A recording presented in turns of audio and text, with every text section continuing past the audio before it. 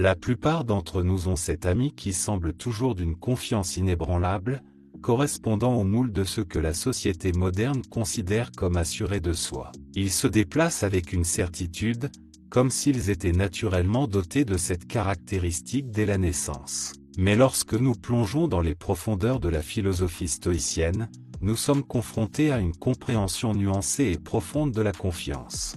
Que considèrent les stoïciens comme une vraie confiance? Découvrons cela ensemble dans la vidéo d'aujourd'hui. La confiance, un terme si souvent utilisé, a des racines qui plongent profondément dans notre psyché. Ce n'est pas un vernis que nous mettons en avant pour montrer, mais plutôt, c'est intrinsèque à notre être. Et s'il y a un groupe qui a vraiment saisi l'essence de la confiance, ce sont les stoïciens.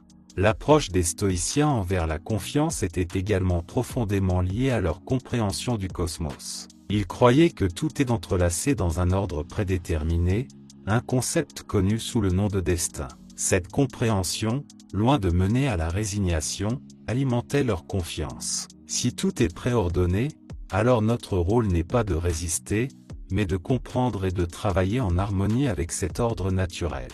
La confiance pour les stoïciens n'était pas une question d'exsudation de charisme ou d'affichage de dominance. C'était une assurance tranquille enracinée dans la compréhension de soi et de l'ordre naturel des choses. Prenons, par exemple, Épictète. Né esclave, il est devenu plus tard l'un des philosophes stoïciens les plus renommés. Malgré les adversités de la vie, il avait une croyance inébranlable en ses propres capacités de raisonnement. Épictète n'a pas permis à ces circonstances externes de dicter son état interne. Au lieu de cela, il tirait sa confiance de l'intérieur, d'une compréhension que nos réactions, et non nos situations, nous définissent. Une autre incarnation vivante de la confiance stoïcienne est Sénèque. Sa vie n'était pas sans controverse ou défis, ayant fait face à l'exil et plus tard contraint de mettre fin à sa vie. Pourtant, ses écrits indiquent un homme profondément sûr de ses convictions. Face à l'exil, au lieu de sombrer dans le désespoir, Sénèque utilisa le temps pour écrire et étudier. Il considérait chaque défi comme une opportunité de réflexion et de croissance. Les lettres de Sénèque à son ami, Lutilius, en sont la preuve. Il écrivait sur l'impermanence de la vie, la folie de poursuivre la renommée et l'importance de la connaissance de soi. Chaque lettre de Sénèque, à sa manière, était une leçon sur la façon de vivre avec confiance au milieu de l'incertitude. Vous pourriez vous demander, comment les stoïciens ont-ils acquis une confiance aussi inébranlable? Eh bien, ils ont commencé par comprendre que la confiance n'est pas une question d'avoir toutes les réponses, mais d'être à l'aise avec le fait de ne pas savoir. Il s'agit de comprendre que la vie, avec toute son imprévisibilité, échappe à notre contrôle.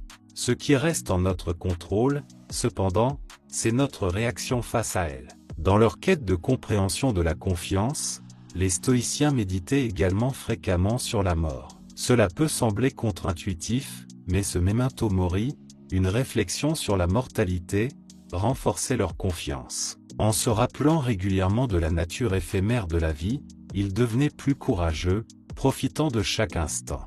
Marc Aurèle, l'empereur romain et philosophe stoïcien, a fait face à des guerres, des épidémies et des pertes personnelles. Pourtant, ces notes personnelles, que nous connaissons maintenant sous le nom de « méditation », offrent un aperçu de l'esprit d'une personne qui, malgré le monde tumultueux qui l'entourait, restait calme et confiante. Il écrivait « Tu as le pouvoir sur ton esprit, pas sur les événements extérieurs. Réalise cela, et tu trouveras la force. » Comme la plupart d'entre vous le savent déjà, les stoïciens tenaient la nature en haute estime. Ils considéraient la nature comme un enseignant, offrant des leçons de résilience, de croissance et de changement. Les arbres, par exemple, se tiennent droits, non pas parce qu'ils résistent activement au vent, mais parce qu'ils plient et se balancent avec lui, démontrant flexibilité et force. De telles observations étaient des métaphores à partir desquelles les stoïciens tiraient leur marque de confiance. Émuler cette confiance stoïcienne nécessite un changement de perspective. Au lieu de considérer la confiance comme une caractéristique que certains possèdent et d'autres pas, nous devrions la voir comme un muscle, et comme tout muscle, elle nécessite une pratique et une réflexion constante pour être renforcée.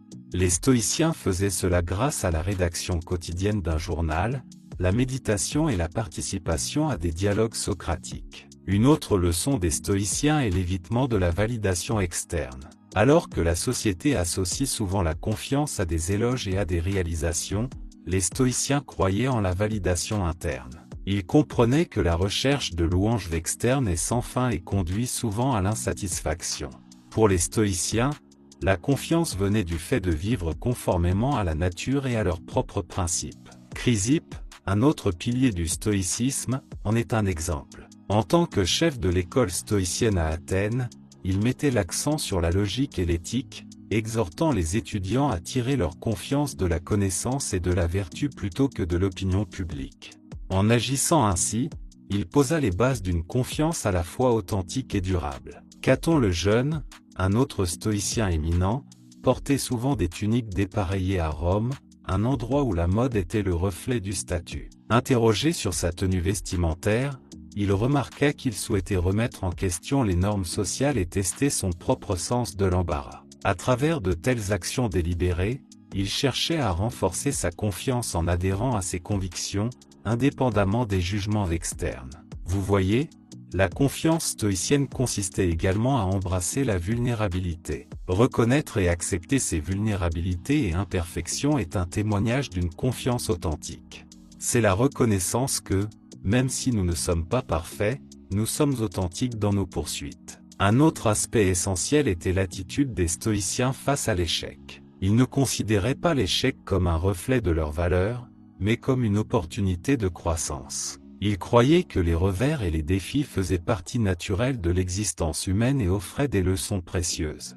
Par exemple, lorsque Zénon de Sicyon, le fondateur du stoïcisme, fit naufrage et perdit tout, il ne désespéra pas. Au lieu de cela, il le considéra comme un nouveau départ, disant célèbrement « La fortune a emporté mes possessions, mais elle m'a donné Zénon ». Cet incident le conduisit à découvrir la philosophie, donnant ainsi naissance au stoïcisme. La confiance pour les stoïciens était également une question d'endurance. Ils établissaient souvent des parallèles entre l'endurance physique et mentale. Tout comme les athlètes entraînaient leur corps à supporter des défis physiques, les stoïciens entraînaient leur esprit à supporter des défis émotionnels et psychologiques. Ils pratiquaient des exercices mentaux connus sous le nom de premeditatio malorum, la préméditation des maux.